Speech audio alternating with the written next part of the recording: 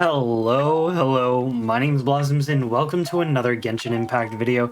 And today we're going to be going over a little bit of the housing system as well as just showing you guys the next tier in the housing system, as I recently just reached a new trust rank in the housing system that unlocked some new areas for me to be able to develop my house in, and I want to show that to you guys for those of you who are still progressing in the housing system and kind of want to look forward to that, as well as give you guys some of my tips of what I've learned in the housing system so far, just to help you guys go ahead and get there yourselves. As you see, I hit that trust rank 5, and when you hit trust rank 5, you unlock the actual exterior area too. And then of course you unlock more as you go along. Like when I get to 7, I'll get the next area, and then I believe 9, yes, you get the area after that.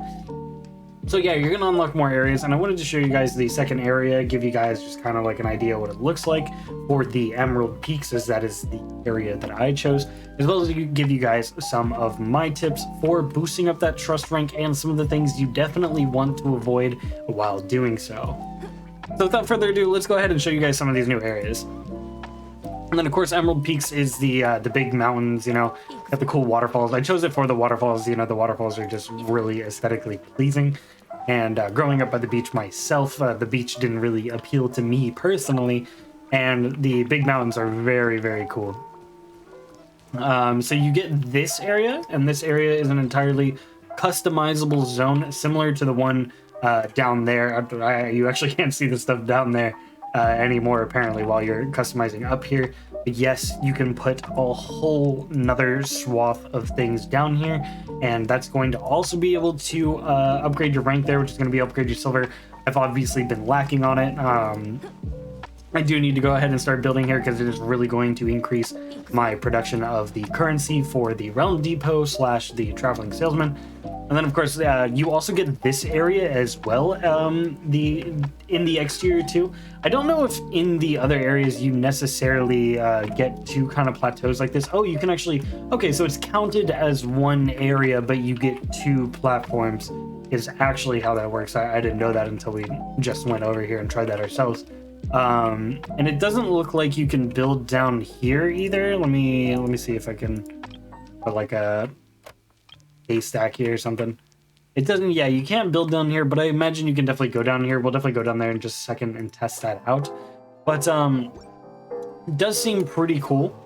Definitely a neat area, and I'm very stoked to go ahead and unlock the next 2, as of course getting to the final peak up there and seeing if I can actually climb that is going to be really cool in my opinion, just to be able to jump off of or something. But yeah, okay, so yeah, you can totally jump down here and just relax. That's actually really cool. I like that a lot.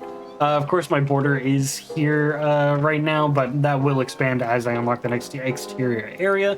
So that's going to be a neat place to explore there. Just kind of wanted to give you guys an idea of what the next zone looks like. But let's go ahead and talk about just some of the general tips that I've learned while actually doing this. Wanted to give you guys just a couple of points that you might want to follow yourselves. Now, first of all, my biggest tip here is that your exterior area, the load at least, is going to fill up a lot quicker than you might think. I don't know if this is because I have a bunch of big objects or some of the landscape stuff. I don't know if these things have different values in terms of the load they put on the general area that you are. I think they do, as I believe previously I deleted like a couple rocks or something. I was able to place like a lot more furniture items or something like that. So I do believe that has something to do with it. So if you have like a ton of small items, that might be more beneficial. But do know that your exterior is going to fill up a little bit quicker than your interior, as I still have plenty of rooms I can fill up in the interior just to increase my little trust rank points here. So that's something you're going to want to take note of if when you're buying blueprints from the Realm Depot or something, is maybe try to buy a little bit more interior options, at least until you unlock exterior 2 or maybe even 3, because then that way you're going to be able to put more things inside of your house. I think actually once you get that exterior 2, you can maybe start buying more of the exterior stuff, because you're not going to have to worry about the load as much, because each individual area does get its own load. And same with the rooms in the house, they all get their individual loads as well. That's why you have to be inside them to place different things in that particular room and whatnot. But as you can see here, I have plenty of things that I just cannot place because my load is just at capacity on the first platform here. And then, but on the bright side though, I'm gonna have plenty of things to put on the outside of exterior 2. However, exterior 1 here is a little bit full, and my interior is the only thing that can really be filled past this. So I was kind of capping myself at a certain level until I was able to actually get that trust rank up, because I had gotten too many exterior different furniture items. My next piece of advice, most of you have probably figured out by now, but that is going to be going to the Realm Depot here, going to furnishings, and you're going to want to buy these 5 vial of Adeptal Speed every day. They refresh every day. The vendor refreshes every day. You're going to make more than 50 of the currency a day. So just buy these. They're going to allow you to just, instantly complete blueprints you're doing, which is going to allow you to basically increase your trust rank at however fast you want to. They come in, they're very helpful. They've allowed me to go ahead and boost myself through the trust ranks a lot faster than I would otherwise, and I haven't really even been that on top of buying these. So buying these for sure is going to be important. And then I also wanted to say, in the Realm Depot, go ahead and just don't really go for any of the blue or purple things. Don't buy those first. Just buy all of the green stuff here, as it's all much cheaper, and you're going to be able to get and accumulate those blueprints a lot quicker than you are some of the blue stuff. And getting those blueprints off of the hop is going to be a little bit more valuable in terms of increasing your trust rank in the beginning. And then of course you'll be where I am now at exterior 2, where I can only buy the blue or purples, because I have bought all of the greens, and that's just going to allow you to get to where I'm at a lot quicker. And then of course you're probably just going to want to buy all of the blues from here. Actually, I missed a green, I didn't see that. But of course you're probably just going to want to buy all the blues from there, and then the purples in succession, as that's probably just going to be a little bit easier for the progression wise, instead of buying 240 now and you gimp yourself out of maybe buying a couple of blues instead.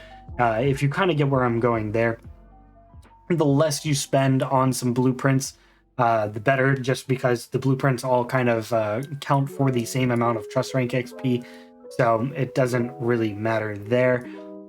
So you're just going to buy the cheapest ones you can to accelerate that trust rank as fast as you can. Now, some of you may be watching the video and you're like, why do I really need to be upping my trust rank so fast? Well, that's because you're going to be able to buy yourself some transient resin, which is basically a free fragile resin, but it dissipates within a certain period of time.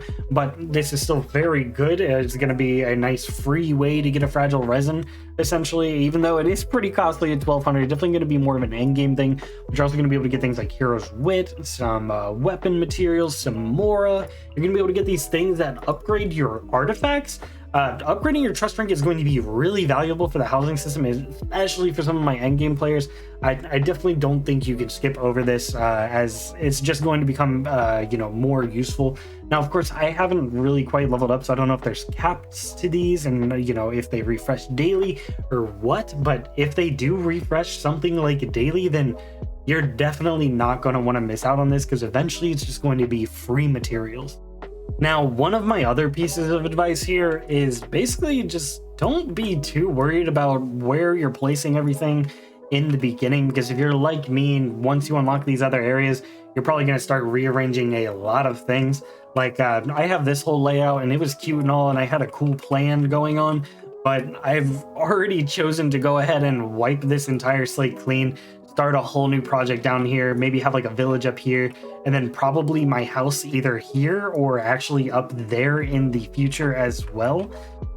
So you're probably going to be changing things around a lot, so I really wouldn't worry too much about where you're placing things right now, because you're likely going to be changing that as you unlock some of these exterior platforms.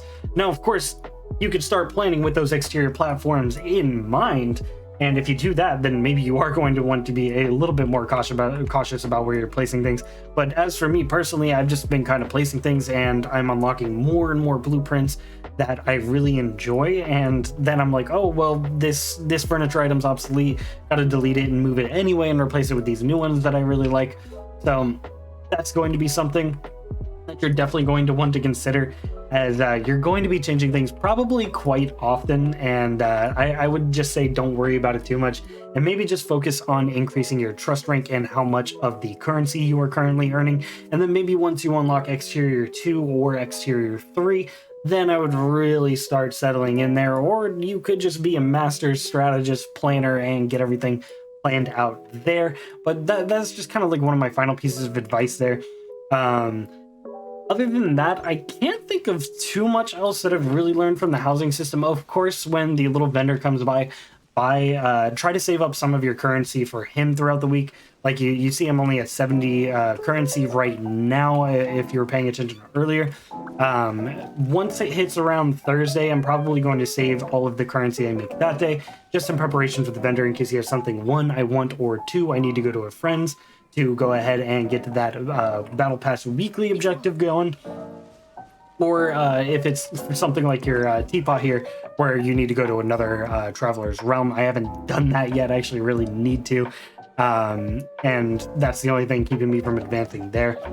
But yeah, definitely just store up some of your currency there for the salesman when he comes around, because he might have something really useful that you are going to want. And he's around the whole weekend, so even if you don't store up some of your stuff, you can likely just save up during the weekend and buy it then. It's not that big a deal, but it might just be something you want to think about. All right, that's pretty much going to be it for the video. I just wanted to briefly show you guys some of the exterior too, as well as give you guys a couple of the tips that I just kind of realized, and some of the notes I've been making in my head while doing the housing system.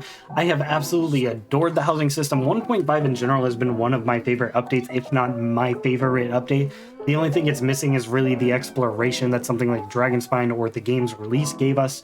And other than that, this update is just perfect, and I'm really enjoying it. And I really want to hear your guys' thoughts in the comments below about how you've been enjoying the housing system itself, or 1.5 itself, as I'm having a great time, and I kind of want to see if everybody else is too. But other than that, I hope you guys have a fantastic rest of your days. My name is Blossoms, and I'll catch you guys in the next one. All right? Peace.